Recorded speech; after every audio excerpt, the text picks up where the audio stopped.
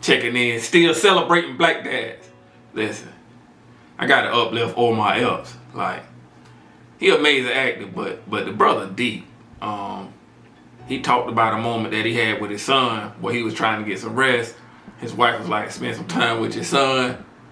And for a moment, he was like, at least I'm home in the house. And it made him think about his journey growing up without a father. And I think that's very impactful, because a lot of times as men, as dads, we think it's just enough that we stuck around and we're in the house.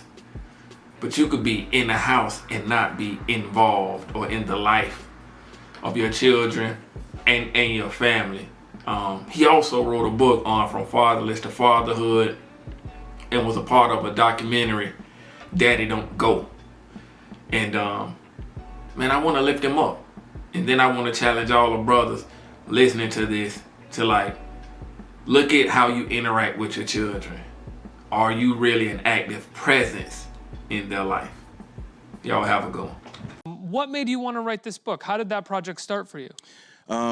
Honestly, it came from a moment I had with my son one day. I worked a long, any working parents know, sometimes you work long days, you come home, you're tired. You have three kids, right? 3 kids. And on this particular day, I worked like a 15-hour day. I just want to go to sleep. And my wife was like, hey, talking about our son, oh, he's still up, and, go play with him. And I was just kind of aggy, and in my mind, I heard the phrase, at least I'm here. And then, of course, I love my kids to pieces, but that phrase kept echoing in my head, like, where did that come from? And I thought to myself, perhaps it's somehow maybe me having grown up without a father had crept into my fatherhood.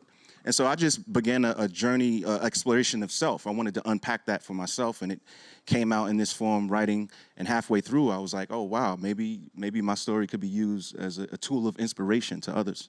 For me, the Daddy Don't Go is about these disadvantaged young men who are fathers, and they're fighting to be fathers in their kids' lives. Mm-hmm. And I think in the media, we're inundated with negative imagery when it comes to our community about fatherhood. Yep. I grew up the product of a fatherless household. Me too. So I know how the flip side of the coin is, but to me, these guys are heroes, and there's thousands of young men like these men out there. So I wanted to get involved to give these guys a voice and a platform to help inspire other men to do the right thing. I love that. That is so dope.